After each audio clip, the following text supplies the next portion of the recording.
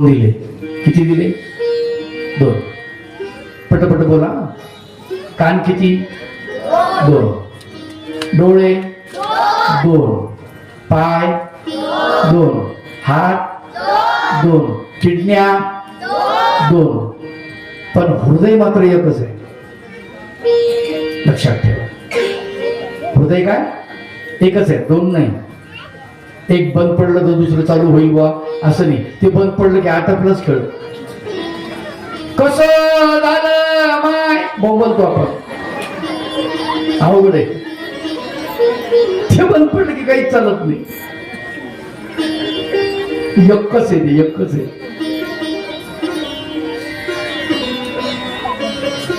मध्ये कुणाला द्यायला पाहिजे? लक्षात ठेवा बरं. एकच आहे, नाजूक आहे. हृदया इतकी नाजूक वस्तू कुठलीच नाही शरीरामध्ये.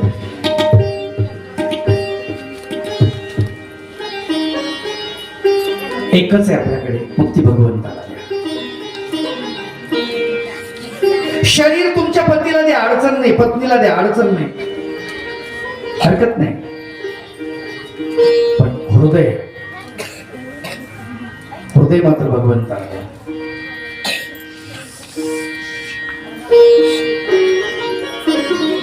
हर करम अपना करेंगे सनम तेरे लिए. सनम भगवंत दिल दिया है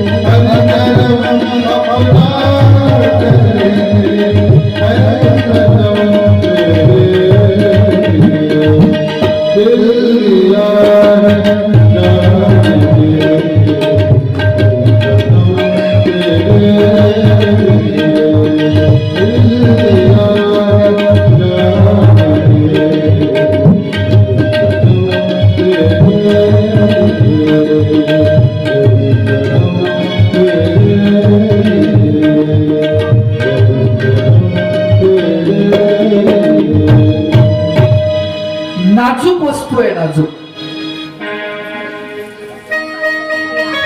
और अपना सनम तो वही है भगवान। हृदय ही अशी वस्तू आहे,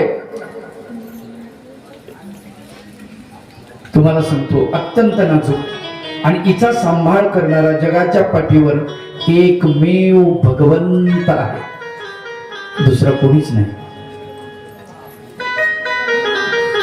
दिल देखो तो उसको, एक बार आपने उसको दिल दिया ना, वो खुद का दिल उतना नहीं उसकी रक्षा करेगा, लेकिन अपनी दिल की रक्षा करेगा. द्रौपदी ने उसको दिल दिया, पांडवों ने दिया, अर्जुन ने दिया, उद्धव देव ने दिया, कुंती ने दिया. क्या जगणूक करता है वो, कधीच तुटू देणार नाही आपलं हृदय, कधीच फुटू देणार नाही याची गॅरंटी सांगतो मी. नाही तर आपल्यावर अशी म्हणायची पाळी येईल, शीशा हो या दिल हो आखिर टूट जाता है. कोणालाही जर दिला आपण आयऱ्या गैऱ्याला, लक्षात ठेवा अवस्था तीच होणार आहे. आपण हिंदू आहोत, ही माणसं वेळी नाही आहेत, आपला अमूल्य वेळ खर्च करून ते इथे आले. त्यांना जे सांगायचं होतं ना ते नाही सांगू शकले, हिम्मत नाही सांगायची. का हिम्मत नाही आहे? उघड बोलता येत नाही लोकांना.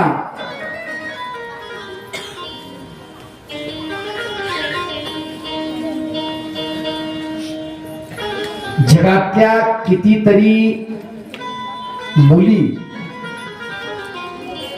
गायब झालेल्या आहेत, जगातल्या बरं का, सुंदर सुंदर मुली गायब झाल्या.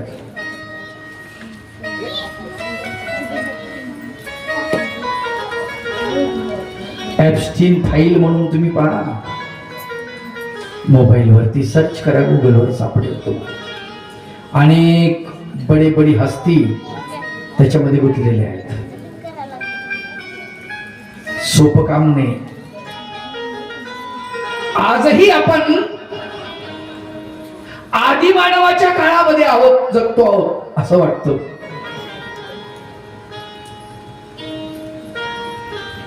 आदी मानवाच्या अंगावरती बोटभर चिंदी नव्हती, आता थोडा बदल झालेला आहे. अंगावर सूट आहे, बूट आहे, कोट आहे, टाय आहे, दिसायला सभ्य दिसतो आपण, पण आतमध्ये मात्र त्या आदी मानवापेक्षा क्रूर दडलेला आहे मानव. आणि म्हणून स्त्रियांसाठी स्पेशल सूचना, तुम्ही ज्ञान वाढवा, कलागुण वाढवा, तुमच्यातलं कौशल्य वाढवा, स्वतःच्या पायावरती उभं राहा, तुमचा स्वाभिमान जागृत करा. ती फार महत्वाची गोष्ट आहे. आणि या कथेच्या माध्यमातून आपल्याला ती कळते. परब्रह्म परमेश्वर भगवंताला आपण हृदय दिलं की काम मिटलं.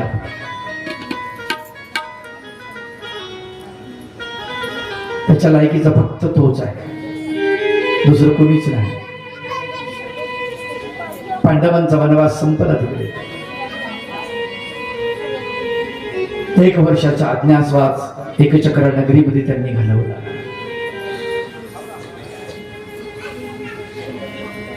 त्या एकचक्रा नगरीचा सेनापती महाबलाढ्य कीचक त्याची द्रौपदीवर नजर जात होती.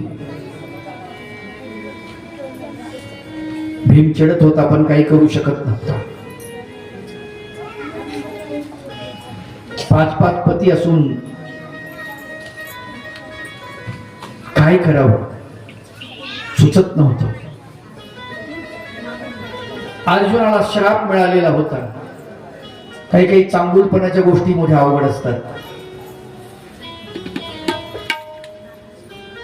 स्वर्गामध्ये अर्जुन जातो आणि तिथे उर्वशी नाचते, मेनका उर्वशी. आणि उर्वशी याला श्राप देते, तू माझ्यासोबत लग्न कर. हे सांगतो हे नाही जमणार, मी इंद्रदेवाचा मानस पुत्र आहे, इंद्राला मी आपला पिता मानतो. आणि तुम्ही इंद्राच्या दासी आहात, सेविका आहात, म्हणजे तुम्ही माझ्या आई झालात. ते म्हणले अरे आमच्या स्वर्गात असं काही नसतं. ते म्हणते तुमच्या स्वर्गात नसतं, पण आमच्या पृथ्वी तलावर आमच्या भारतात तर असतं. आई ही आईच असते, बहीण ही बहीणच असते. तिथे नात्याला पवित्रपण आहे. त्या नात्याचं पवित्रपण, ते पावित्र्य आम्ही कधीच बिघडवत नाही. तुमच्या इथं नसेल. आणि शेवटी उर्वशी त्याला श्राप देते. जाय म्हटलं 1 वर्ष तू नपुसक होऊन जाशील. आणि तो खाली येतो भगवंताकडे, भगवंताला हात जोडतो. देवा, भगवंता, प्रभू राया, हे काय आहे? अहो म्हटले मी चांगलापणानं वागायला गेलो, इमानदारीनं, व्यवस्थित सज्जनतेनं वागतोय, आणि त्या उर्वशीनं खुशाला श्राप दिलाय त्या अप्सरेनं. देव म्हणले जो होता है अच्छे के लिए होता है. गीता सर माहिती आहे ना तुम्हाला? जो हुआ अच्छा हुआ, जो होगा वही भी अच्छा है. विदर्भामध्ये एक वाक्य फेमस आहे, आपल्याकडे नाही आहे. देव बरोबर करते. काय वाक्य आहे? देव बरोबर करते. आणि खरंच करते देव बरोबर.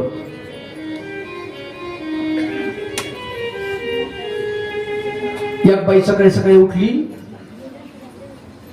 उठल्या उठल्या बाजीवन खाली पाय ठेवला. खाली लेकरांना लघवी केली होती, पाय घसरला, जे पडली, पायच मुरगळलं, गुडघ्यातून मोडल्यासारखा झाला. मेले माय, मेले माय, मेले माय, मोठा नारडायला लागली. सगळे घरातले उठले. बाम चोळ, अमक चोळ, तमक चोळ. तिला सकाळीच जायचं होतं लग्नाला. बोंबलली ना, वाटोळ झालं म्हणली. देवाचं काय, सगळं देव देव करते, सगळं करते, तरी आमच्याच माग असं खाऊन यायले. आणि तितक्यात माझ्यासारखा बाबा सकाळी गेला, भिक्षा. बाबा काय लावलंय सकाळी? भाकरी नाही, पिकरी नाही. ते म्हणे बाई, म्हणे पडली मी, मला काहीच करता येणार, उंडाई मळता येणार. ते म्हणे बाई देव बरोबर करते. काय सांगा माय मेलेला म्हणजे देव बरोबर करतो. माझा पाय मुरगळला नाही म्हणतो देव बरोबर करतो.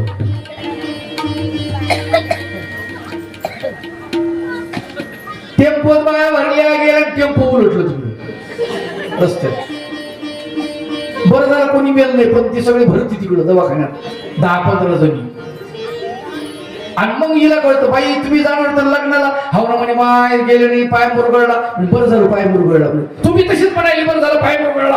अहो म्हणे गेल्या असत्या तर टेम्पोत तुम्ही पडल्या असत्या, दवाखान्यात राहिल्या असत्या मी आता. माय सकाळी ते बाबा म्हणला बरं झालं, खरंच तुम्ही बरं झालं. तर देव बरोबरच करत असतो, लक्षात ठेवा. देव कधी चुकीचं करत नाही. आपल्यालाच असं वाटतं आपल्याच पाठीमाग असं गाऊ नये, असं नसतं. असं अजिबात नसतं. अर्जुनाला भगवंत म्हणतात, अरे वेड्या, चिंता करू नको, जे होतं ते चांगल्यासाठीच होतं, अच्छे के लिए होता है. 1 वर्ष नपुंसक राहण्याचा श्राप मिळाला आणि अज्ञातवासामध्ये अर्जुन नपुंसक झालेला आहे. स्त्री वेशामध्ये राहतोय. बृहन्नळा त्याचं नाव. एक चक्रा नगरीमध्ये ते आहे, आपलं विराटाच्या नगरीमध्ये, विराटाच्या नगरीमध्ये. आणि तिथला जो कीचक आहे, तो कीचक सेनापती फार खतरनाक. आणि त्या कीचकानं काय केलं? द्रौपदीवर नजर ठेवल्यामुळे ही गोष्ट द्रौपदीने भीमाला सांगितली. भीम म्हणला ठीक आहे. अर्जुनाला सोबत घेतलं. अर्जुन मृदंग वाजवत होता. मृदंगाचा आवाज सुरू. आणि भीमानं बाईचं रूप धारण केलं. त्याला स्वयंपाक घरात बोलवलं, कारण खाण्याचं काम याच्याकडे होतं, स्वयंपाक तयार करणे भीमाकडे. याला वाटलं द्रौपदीच आहे. यानं जसा पदर बाजूला केला तसं निघाला भीम, आणि झाली दोघांची झोंबाझोंबी. महायुद्ध सुरू झालं तिथं स्वयंपाक घरात. हा आवाज बाहेर जाऊ नये म्हणून त्यांनी प्रॅक्टिस सुरू केली अर्जुनाने. स्वरात मृदंग वाजत सुरू झाले. मृदंगाचं सोलो वाजत. भीमाला किचक धरून आपटत होता, किचकाला भीम धरून आपटत होता. दोघांची झोपाझोपी झाली. किचक गतप्राण होत नाही तो पर्यंत मारलेला. किचकाला मारलं. सगळं शांत झालं आणि वार्ता वाऱ्यासारखी पसरली की विराट नगरीचा जो सेनापती आहे कीचक याचा वध झालेला आहे. कीचकाचा वध करण्याची ताकद एकट्या भीमामध्ये आहे. ही वार्ता जशी पोहोचली हस्तिनापूरला तसं यांच्या लक्षात आलं कौरवांच्या की निश्चित तिथे पांडव आहेत. त्यांनी हल्ला चढवला. विराटाच्या गायी पळवून न्यायचं काम. बघा किती अवघड काम आहे. भीष्म पितामह याला गायी हाकायचं काम पडलं. कशामुळे? दुर्योधनाच्या संगतीने. असंता संग दोषेण साधवो जाती विक्रयाम. सुभाषितकार वर्णन करतात. फार सुंदर वर्णन केले महाभारतात त्याचं वर्णन आहे. असंगा संग दोषेण. संग दोष जो आहे अत्यंत विचित्र आहे म्हणाले. असंगी असलेला माणूस, निर्मळ संत प्रवृत्तीचा असलेला माणूस संग दोषाने साधवो जाती विक्रयम. साधू पुरुष जरी असेल तर तो विकृत बनतो. म्हणले याला प्रमाण दुर्योधन प्रसंगेन भीष्मो गो हरणे गत. दुर्योधनाच्या प्रसंगामुळे भीमाला गायी हाकायचं काम पडलं. शूद्र काम करावं लागलं, हलकं काम करावं लागलं. एवढा मोठा महाबलाढ्य वीर. संगत कोणाची? दुर्योधनाची. इतका संगतीचा वाईट परिणाम.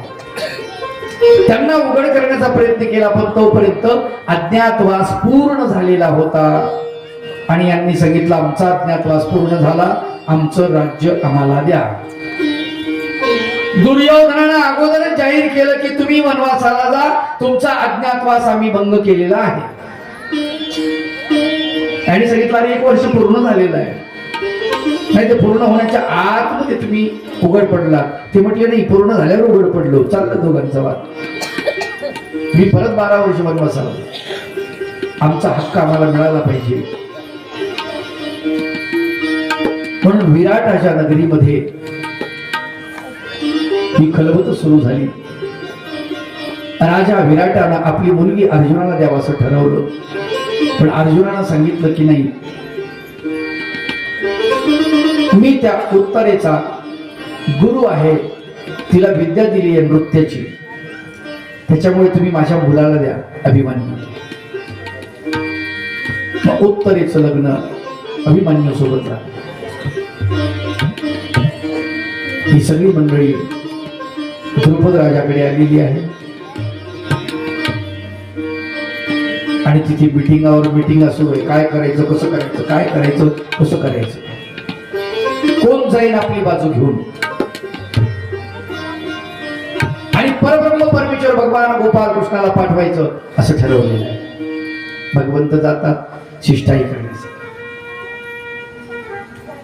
दिनकर रामधारी म्हणून आहेत, फार सुंदर कविता, 100 वर्षापूर्वीचे कवी, हिंदी कवी, त्यांच्या कविता फार सुंदर आहे. ते म्हणतात हो गया पूर्ण अज्ञातवास, पांडव लवटे वन से साहस. पांडव वापस आलेले आहेत. पावक में कणक सदृश तपकर, वीरत्व लिए कुछ और प्रखर. नस नस में तेज प्रवाह लिए, कुछ नया उत्साह लिए. सच है विपत्ति जब आती है, कायर को ही नहलाती है. सूरमा नहीं विचलित होते, क्षण एक नहीं धीरज खोते. विघ्नों को गले लगाते हैं, कांटों में राह बनाते हैं. मुख से उफ न कहते हैं, संकट का चरण न कहते हैं. जो आ पड़ता सब सहते हैं, उद्योग निरत नित रहते हैं. शूलों का मूल नसाने को बड़ खुद विपत्ति पर छाने को। है कौन विघ्न ऐसा जग में, टिक सके वीर नर के मग में। कब ठोक ठेलता है जब नर, पर्वत के जाते पाव उखड़। मानव जब जोर लगाता है, पत्थर पानी बन जाता है। गुण बड़े एक से एक प्रखर है छिपे मानव के भीतर।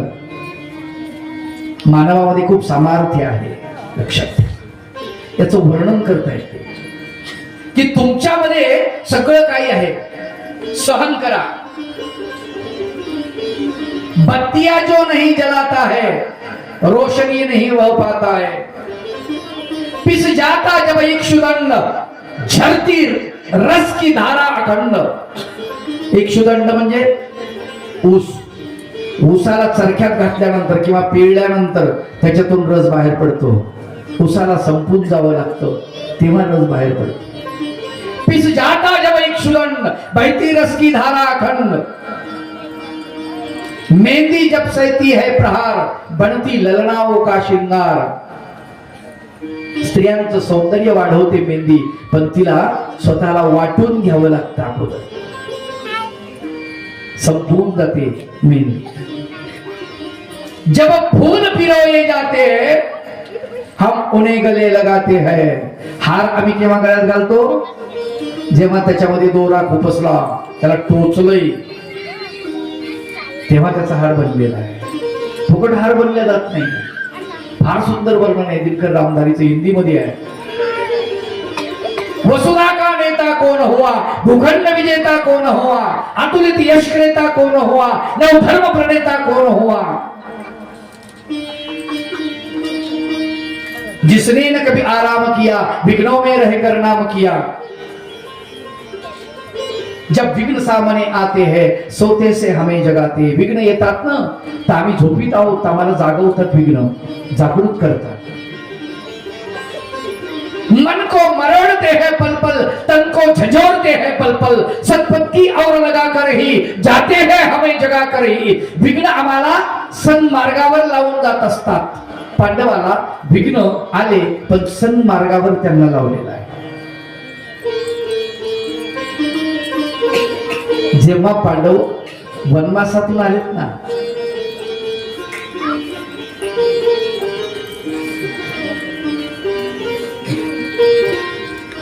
तेव्हाच ते तयार झालेले आहेत.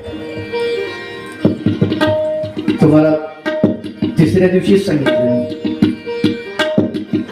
सोना अग्नि से निकलता है, तपता है, तभी तो उसका अलंकार बनता है, सुंदर दिखता है. ऐसे सुंदर नहीं दिखता. आणि आम्ही तक्रार करतो, भगवंता आमच्यावर संकट का, आमच्यावर संकट का, आमच्यावर संकट का.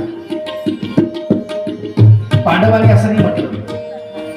हात पे धरे, हात धरे नाही बैठे पांडव, तयार राहिले. आणि पांडव तयार झाले. भगवंताला सांगितलं की तुम्ही जा. भगवंत म्हणाले ठीक आहे, मी जातो. आणि भगवान गोपाल कृष्ण गेलेले आहे शिष्टाईसाठी. कुठे?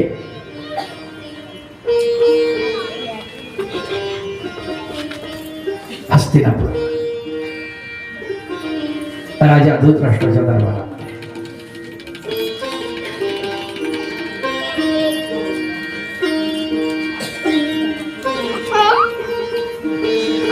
धृतराष्ट्राच्या दरबारात जाऊन भगवंत शिष्टाई करतात.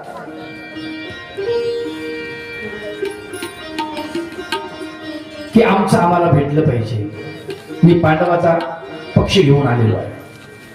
पांडवांना त्यांचं राज्य द्या.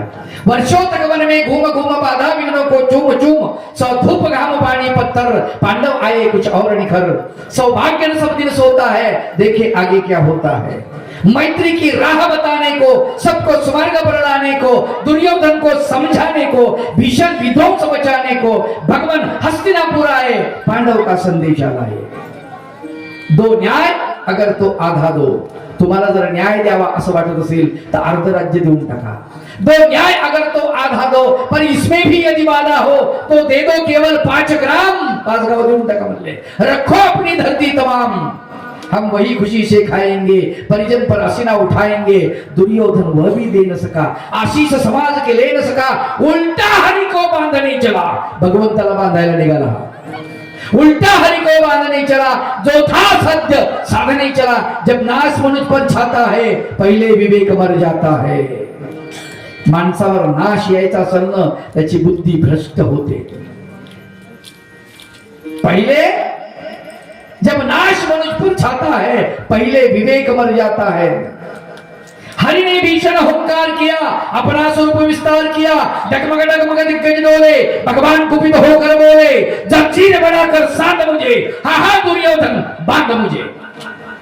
बांध म्हटले मला बांधायला निघाला ना तू, कशा कशाला बांधतील? यह देख गगन मुझ में लय है, यह देख पवन मुझ में लय है, मुझ में वीर संसार सकल, मुझ में नहीं झंकार सकल, अमरत्व फूलता है मुझ में, संहार झूलता है मुझ में। उदयाचल मेरा दीप्तिमाल, भूमंडल वक्षस्थल विशाल, भुज परिबंध को घेरे है, मेनाक में रूपक मेरे है।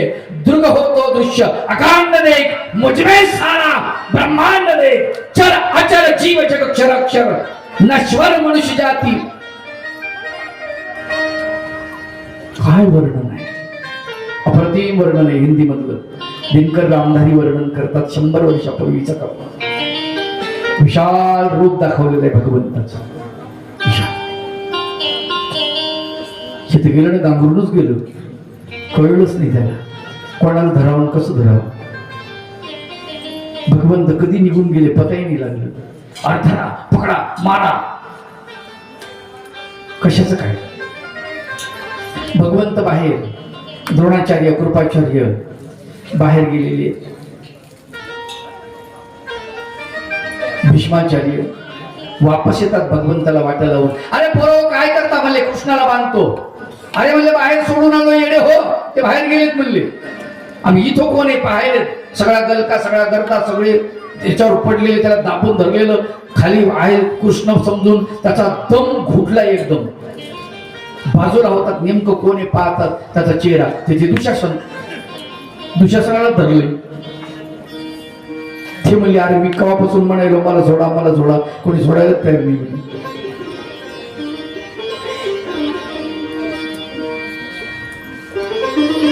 भगवंत येणार म्हणून दुर्योधनाच्या पत्नीनी सुंदर अशाच प्रकारचा स्वयंपाक केलेला होता। भगवंताला जीव घालू आपण, भगवंताचा आदरातिथ्य करू। पण भगवंत तिच्या घरी जात नाही। दुर्योधन येतो, दुर्योधन म्हणतो तुला बोलवलंय जेवायला, चल माझ्या घरी जेवायला चल। भानुमती तुझी भक्त आहे आणि तुला बोलवले। भगवंत त्यावेळेस फार सुंदर तत्व सांगतात, भागवतामध्ये त्याचं वर्णन आलेलं आहे। कुणाच्या घरी जेवण करावं हे भगवंत सांगतात। म्हणले मित्राच्या घरी कधी जेवा, अडचण नाही। कोण्या कोण्या प्रसंगात कुठं कुठं आपण जेवण केलं पाहिजे याचं तंत्र भगवंत सांगतात, लक्षात घ्यावं। म्हणले मित्राच्या घरी जेवायला अडचण नाही कधी जेवढं तरी। दुसरी गोष्ट, दुष्काळ असेल तर मग आपल्याकडे दुष्काळ आहे, मग कुठेही जावं। मग भगवंत सांगतात त्याला द्वारकेत दुष्काळ नाही, भरपूर आहे म्हणले आमच्याकडे, त्याच्यामुळे तुझ्या घरी जेवायला याचा प्रश्न नाही। बरं मित्राच्या घरी जेवण करावं म्हणले कधीही कुठेही, तू माझा मित्र नाही त्याच्यामुळे तुझ्या घरी येण्याचा संबंध नाही। 2 मुद्दे बाजूला केले भगवंतानी। तिसरा म्हणले दबाव तंत्र, घाबरलो आपण तो कोणाच्या दबावाखाली जेवावं लागते म्हणले, ते मी तुला घाबरत नाही हे तू कळलं म्हणले आताच दरबारामध्ये। तुझ्या घरी मी जेवायला येऊ शकत नाही।